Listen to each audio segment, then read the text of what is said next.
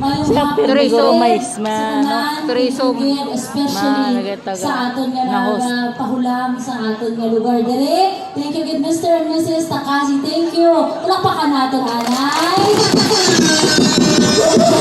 May arak kita maraming nga lugar kung kalapad-lapad katama. Gusto ko lang rin pamiyawon ang aton nga barangay kapitan diri sa barangay Bayuyan, si Kap Alog Bisa. Palakpakan natin. Para pagkila ang iya ng mga barangay kagawads, palakpakan natin. Para iya ng mga tanos, nagabulig diri sa aton nga security, kaga aton ng mga BHWs, kag mga barangay volunteers. Palakpakan pagig natin. Okay pa ka mo? May energy pa? Gamay na lang, kid. Dasig na lang. O, pila na lang ka-aadlaw. Bala niya kung pila na lang? Pila tayo? 15 days. Duwa na lang ka? Simana. Lapit-lapit na gitlang. Nagainit na. Pag nagainit, ang inyo pagsuporta sa Team Paglaw! Wala pa ba? Nagadugang lang, nagadugang halin sang pag-March 28, ang first day gid sang kick-off naton. Sino mo nagkado dito sa kick-off rally? Kung ikaw lang yan ay... Sino makakado dito? Ay, nakakado dito. Halin sa March 28, hasta sa Cebu, nagadugang langgit, kag nagadugang ang puwersa sa Team Paglaom.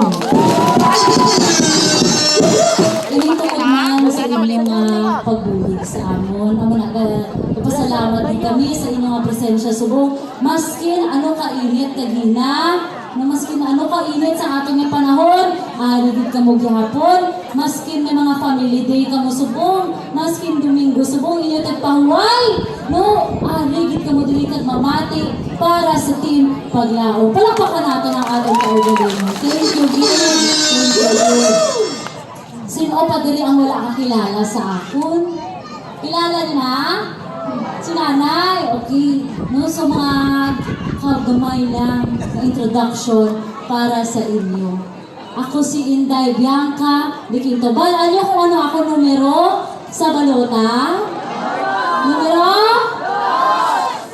Ano ang ako niyo pangalan sa balota? Ha? Bianca Riquinto. Balaan niyo kung ano ako na full name? Ha? Laba-laba ka tama? Gusto niyo din mabatian?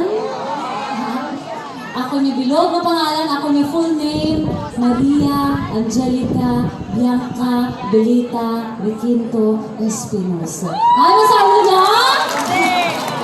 Laba-laba niyo, ayawan. Maria Angelica Bianca, ang mga pinanaya, Riquinto ang ako ni mga classmates, umpisa na sa ila exam, ako gasulat na po sa ako ng pangalan. Laba-laba ka tama. Kaya hindi niyo matutulungan ang Maria Angelica Bianca Belita Riquinto Espinosa. Hindi ang pinanaya, Abilita. Bianca Riquinto na lang ang ako ni Limitang. Carlo Pilar. Para madumduman. Diri ako nag-eskwela, elementary, hasta high school, diri sa Ihas de Jesus School, diri sa Barangay Bayuyan man. No, nag-eskwela ako college sa Manila, 4 ka tuig, nag-Bachelor of Science, tapos nagpadalagan ako SK diri sa Poblacion Zone 2, nagpadalagan ako SK sa Municipal Federation President. Kag gusto ko lang rin pamiyawon, ari man diri ang aton nga SK Municipal Federation President, Emmanuel Tingson, palakpakan naton. Kag nagpadalagan ako sa bilog nga probinsya sa Iloilo sa SK Provincial Federation President. So, balaan niyo kung pila kabilog ang banwa sa isa ka probinsya sa Iloilo. Balaan niyo kung pila? 42 kabanwa ang ako naging uyaptan. Kag isa ka component city, amo ang Pasig City. No, kung kaya gani sa isa ka probinsya, mas kaya nung pagit sa isa na naton kapinalangga pangabanwa ang banwa sang isa. Ang Manila, wala man ako kuno binuligan gani no sa aton nga banwa. Huwag man po kuno binuligan, ano ako niya inobrahan, sa tungod lang, damo na kita, binubra para din sa atong banwa. Huwag taman din pabarian ang atong nga banwa. Kag magasaksiman ang ako ng mga SK chairman sa una, ang mga former SK chairperson nga nagasuporta halos tanan, kag tanan gid nagasuporta sa atong subong. So ina pruweba na naton, isa ka pruweba nga wala ko pabalian ang banwa sa estansya. So Inday Bianca, wala naman ako nagapungko subong, nagabulig naman kita. Pero sa SK ako nagabulig, pag ako may street light sa ginhatag, SK Hall, kag kung ano nga mga footwalk ang pwede. SK pa man lang ako sa una, malimitado man ang ako na hula. Pero madamo naman kita ginbuligan, wala lang ako galing nagpapicture, kag kung ano man. No, ang importante, nag-aabot sa pumuluyo. Kaya kung ako magservisyo, waay na ako ginapangayo pa, waay man ako ga-expectar nga may mabalik pa sa akon tungod ang pagbulig, ang matinudtuod lang nga pagservisyo para sa ating banwa, estansya. Kasi makakilala sa akon nga lola. Kilala niya akong lola? Si former Mayor Melina Requinto. Ang akong lola, naging na mayor man, diri sa atong banwa, isa ka term, 3 ka tuig, tapos sa 2 ka tuig, no? Dumduman nyo? Pandemic. Kasi makadumdum sa pandemic, no? Tiging budayan, dito to tanan-tanan, wala dito yung pili ang virus. No? Maski sino ulang, imo, manggaranon, kung sino ka mandira.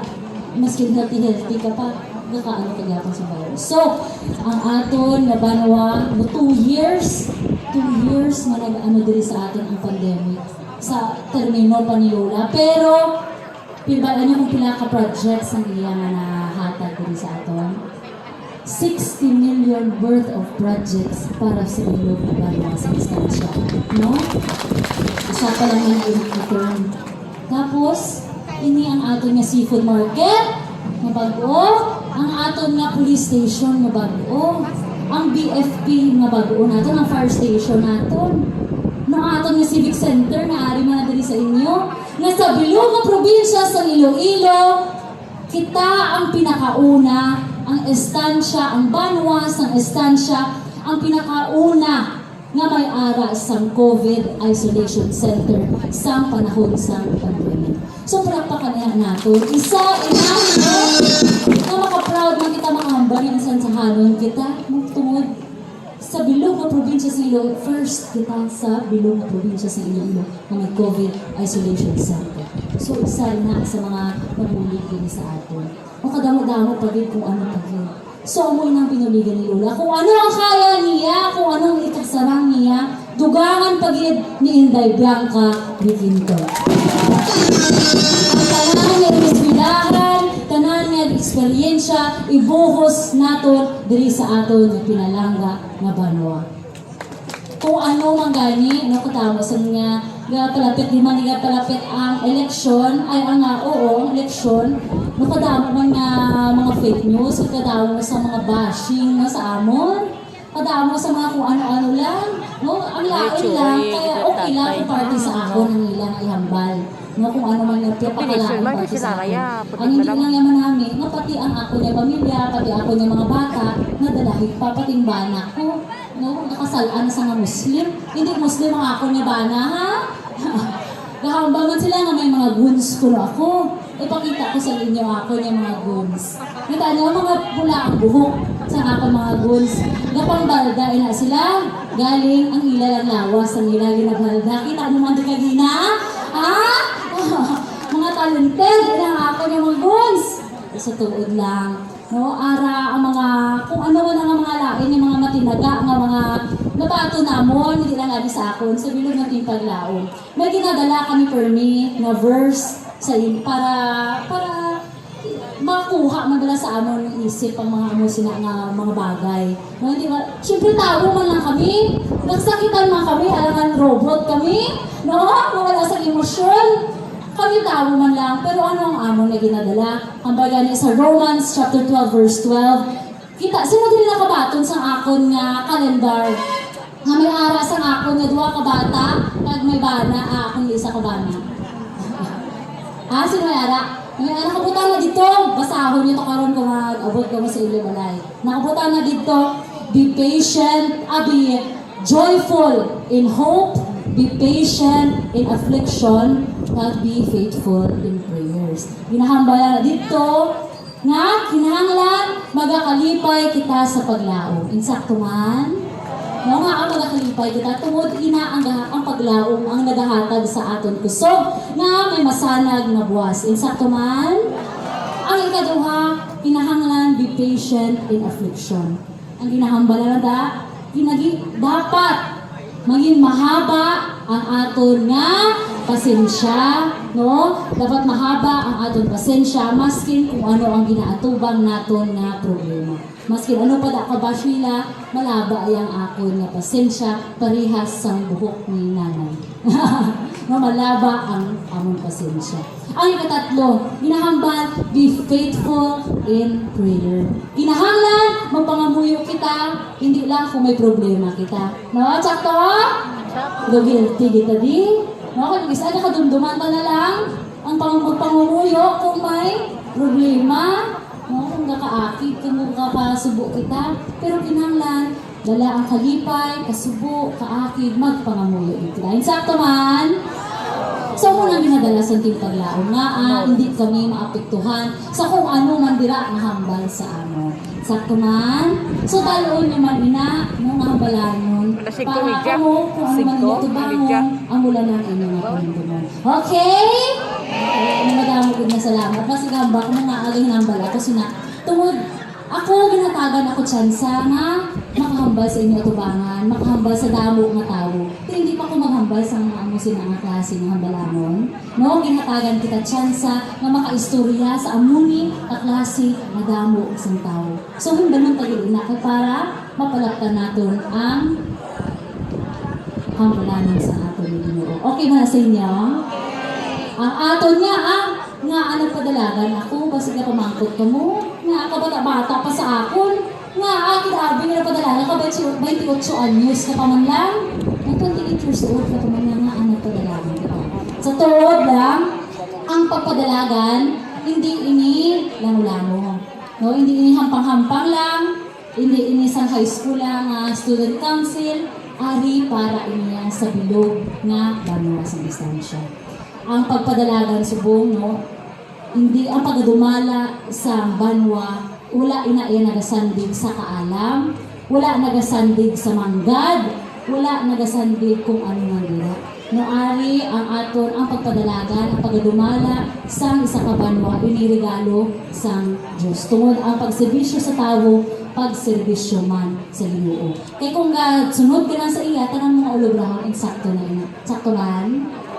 No, Aria, nagpadalagan kita, hindi tungod kay may personal ako makaakid sa ihap. Nagpadalagan kita tungod makita nato